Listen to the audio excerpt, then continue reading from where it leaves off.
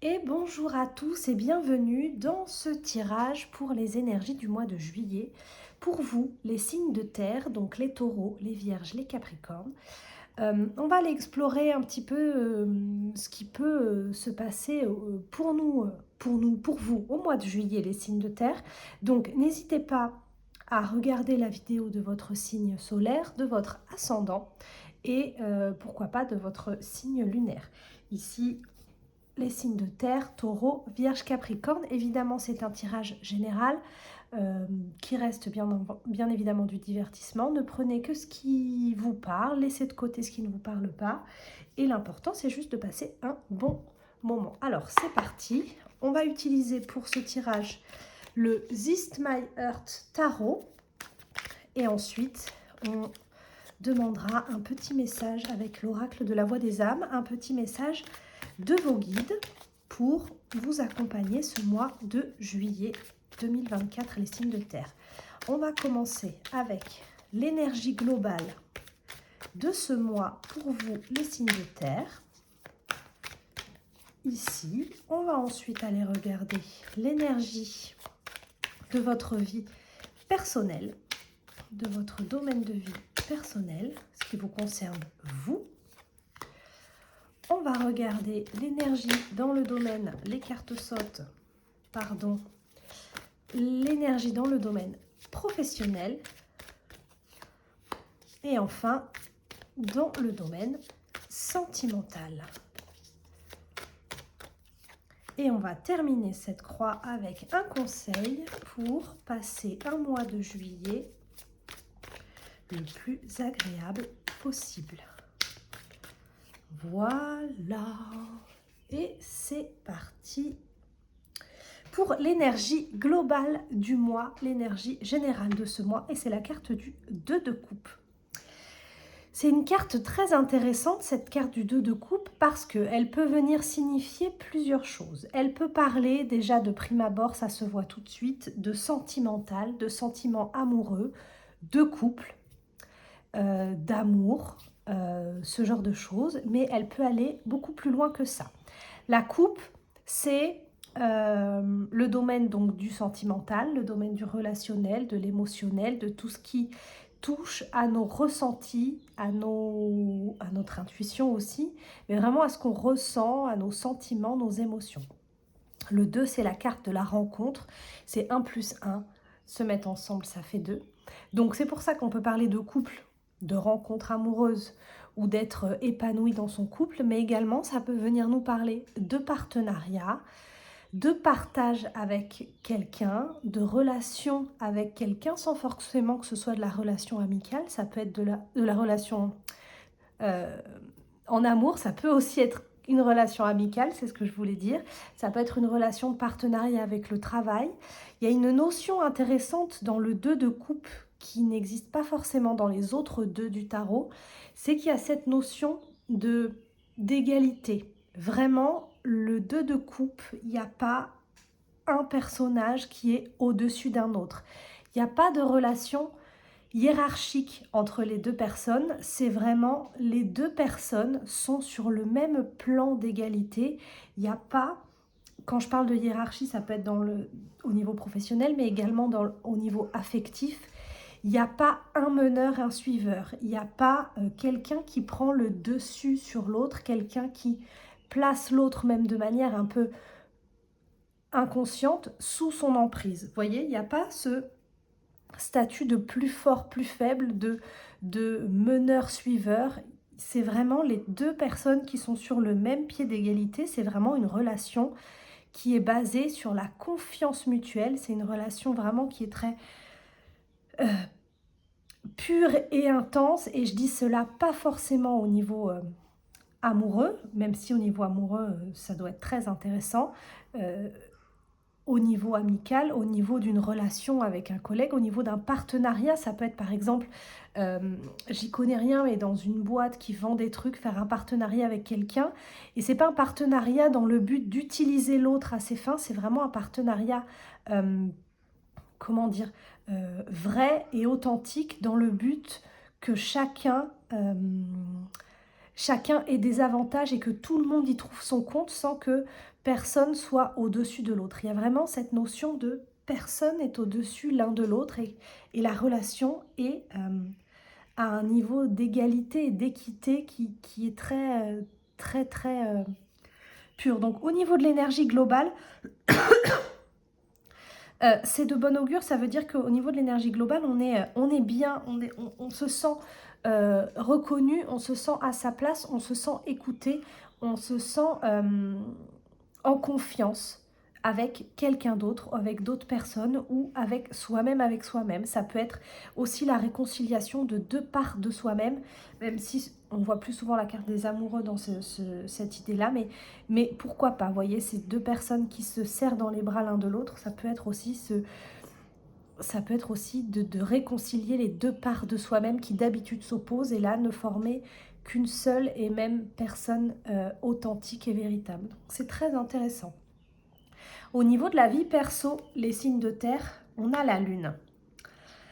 Alors, la lune, c'est une carte qui est assez sombre dans le tarot. C'est une carte qui parle des choses qui sont un petit peu cachées, qui parle des choses qui sont un petit peu sombres, qui parle des parts un petit peu inconscientes de nous.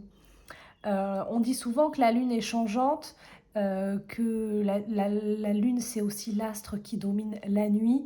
Donc vous voyez, tout se passe dans l'aspect sombre, dans l'aspect caché. Ça peut être la carte qui représente un petit peu le travail de l'ombre. Le diable peut représenter cette carte aussi, mais j'aime bien le voir dans la lune. Ça peut être la carte aussi des angoisses, des peurs, des choses un petit peu qui se jouent inconscientes. Mais l'inconscient qui fait pas toujours plaisir, vous voyez, dans notre inconscient, des fois, notre inconscient, on se met à jouer des scénarios dans le but de nous protéger, dans le but de nous tenir à l'écart du danger ou de ce qu'il considère comme le danger. Et c'est pas toujours pour nous servir, je pense aux croyances limitantes, à toutes ces choses qu'on s'empêche de faire de peur d'eux. Et en fait, c'est notre inconscient qui nous dit « Ouh là là, si tu vas là-bas, eh ben, peut-être que tu risques d'avoir peur, d'avoir mal. » Et vous voyez ce que je veux dire?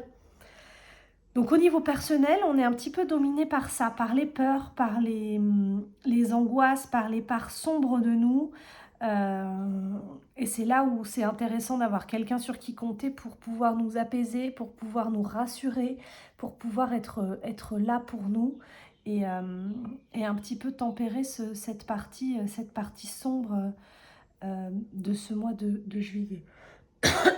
Excusez-moi. Au niveau de l'énergie professionnelle, donc dans le domaine professionnel, on a la carte de la force. La carte de la force, c'est une carte qui parle de mesurer ses instincts, de mesurer ses instincts, de tempérer entre guillemets ses instincts et de faire preuve de self-control. En gros, on a un petit peu deux façons de réagir quand il se passe quelque chose de pas bien. On peut se mettre en colère, crier toute sa rage, un petit peu comme un lion rugirait et se mettrait en colère et à attaquer tout ce qui bouge. Et on a l'autre façon, la façon de la femme qui essaye de tempérer ce lion et justement de tempérer ses instincts. Alors ça ne veut pas dire ne pas dire ce qu'on pense, au contraire, ça veut dire être capable de dire ce qu'on pense, de dire ce qu'on ressent, sans passer par la colère et la rage pour le faire, et le faire plutôt avec diplomatie et avec self-control. C'est maîtriser, entre guillemets, ces pulsions animales qui des fois ont envie de sortir de nous, surtout si on est un peu dans ce contexte-là, là, où au niveau perso, c'est compliqué peut-être parce que on a des peurs, des angoisses, des choses qui ne sont pas faciles à gérer au quotidien.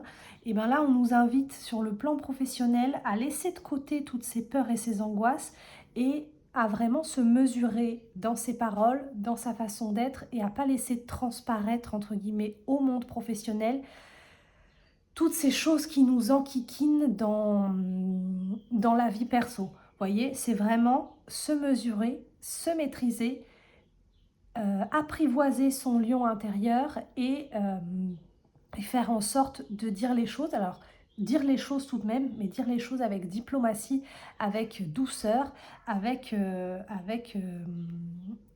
avec, je ne trouve pas le mot, mais avec douceur et ne pas rugir et exploser et tout casser. Voilà ce que je peux dire. Et au niveau sentimental, les signes de terre, on a le 8 d'épée. Alors, c'est intéressant cette carte parce qu'avec cette énergie générale de 2 de coupe, on pourrait croire que tout le mois va être merveilleux. Et pour l'instant, c'est vrai que c'est pas hyper fun. Le 8 d'épée, c'est une carte qui vient te parler, qui vient vous parler de croyances limitantes, du fait de s'enfermer dans ses peurs, dans sa tête. Ça rejoint assez la lune, hein. Ça rejoint assez ça. Vous voyez la femme sur la carte. Elle est les yeux bandés, elle est encordée et autour d'elle il y a plein d'épées. Elle a la sensation d'être emprisonnée alors qu'en fait il lui suffirait d'utiliser une des épées pour se défaire. Elle a la capacité au fond d'elle de se défaire de cette situation, mais elle est complètement aveuglée par ses peurs, elle est complètement aveuglée par ses croyances limitantes et du coup elle ne peut plus bouger parce qu'elle est figée. Vous voyez un petit peu comme la biche est figée dans les phares dans la nuit quand on croise une biche sur la route et elle ne peut plus bouger, elle est complètement tétanisée de peur et là c'est un petit peu pareil, cette femme est complètement bloquée dans ses croyances limitantes. Alors au niveau sentimental, qu'est-ce que ça peut vouloir dire? Ça peut vouloir dire là pour le coup qu'on n'est pas du tout ouvert vers l'autre, alors qu'on soit en couple ou célibataire. Je pense que ça rejoint un petit peu la même chose. On est complètement centré sur soi, sur ses peurs, sur ses doutes, sur ses croyances, sur son mal-être et on n'arrive pas à ouvrir les yeux sur la situation. Donc on voit, il est possible qu'on voit les situations de manière déformée. Vous voyez là, elle a la sensation qu'elle est complètement enfermée et que tout est perdu, alors que en fait, il y aurait la possibilité de s'en sortir. Mais la réalité est déformée. C'est aussi ce que peut nous dire la Lune. C'est intéressant. Dans la Lune, il y a cette notion aussi d'illusion et de réalité déformée et de quand on voit quelque chose la nuit à la lumière de la lune, on ne le voit pas exactement de la même manière que si on le voyait sous le soleil en plein jour.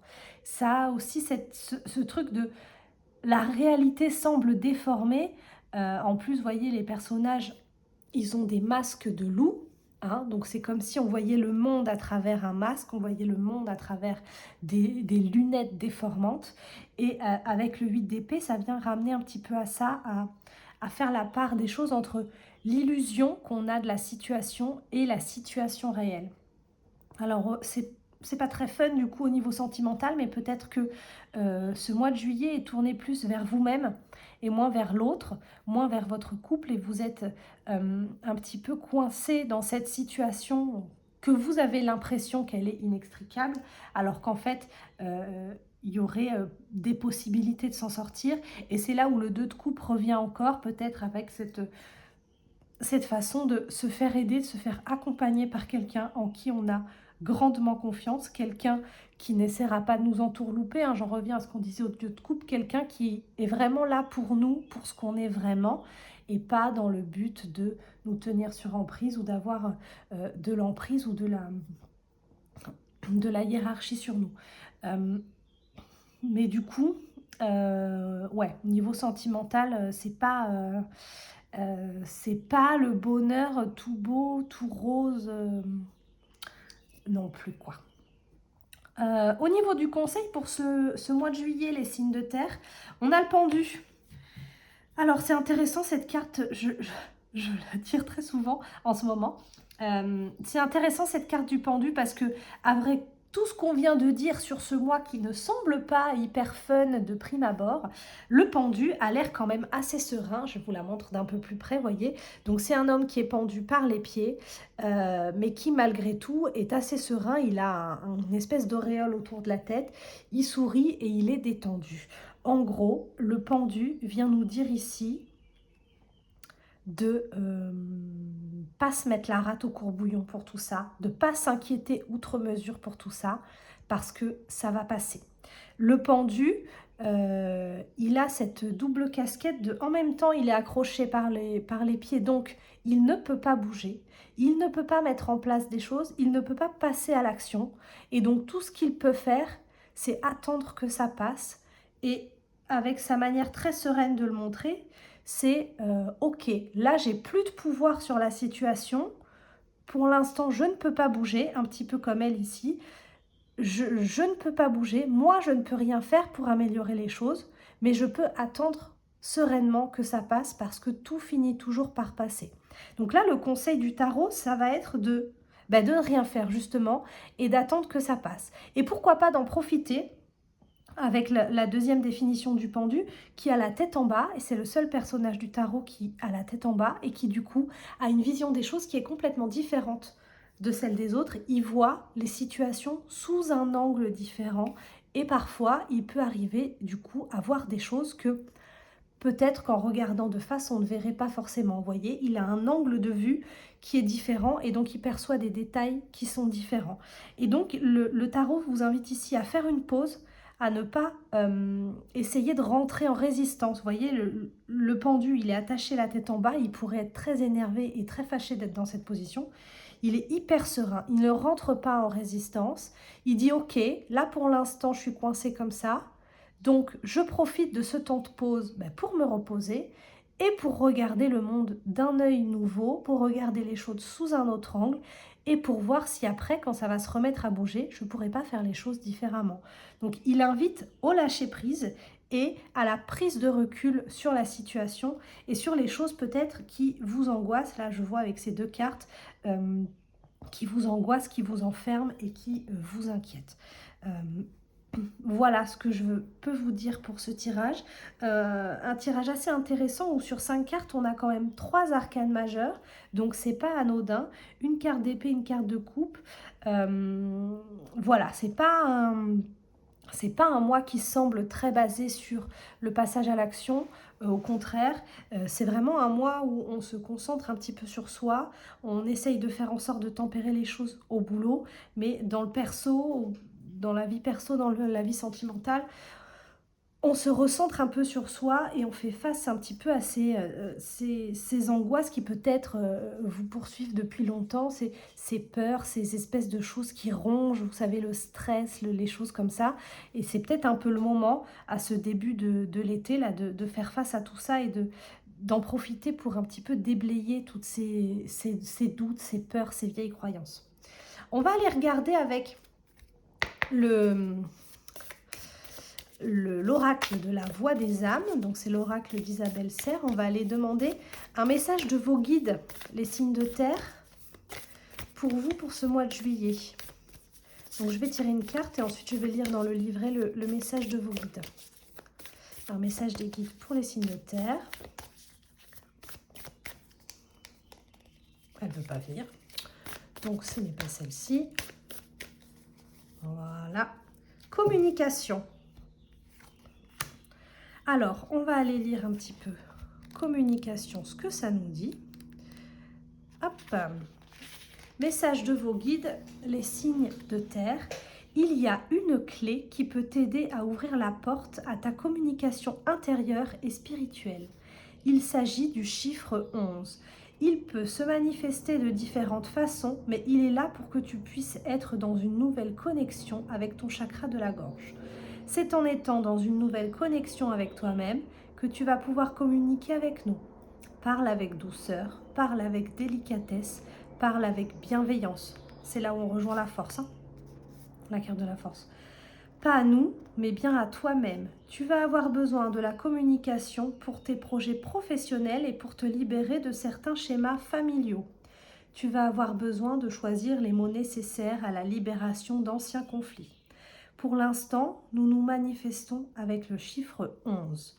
Quand ton chakra de la gorge sera davantage équilibré, nous pourrons alors communiquer d'une façon plus franche avec toi. Nous attendons ta connexion nouvelle et nous avons confiance en toi. C'est hyper intéressant parce que ça parle de se libérer de blocages, de se libérer de schémas ici. Et vraiment, ça parle de communication bienveillante et de communiquer avec douceur. Et ça rejoint beaucoup cette carte-là. Voilà, pour vous les signes de terre, le chiffre 11, moi je ne suis pas du tout calée en numérologie, donc si vous connaissez, plus ou que vous connaissez des chaînes où ils expliquent plus, je vous invite évidemment à aller voir. Ils ont parlé du chiffre 11 et du chakra de la gorge, donc n'hésitez pas à aller explorer tout ça si ça vous parle. Je vous fais, des bisous. Merci, à vous d'avoir suivi cette vidéo jusqu'au bout.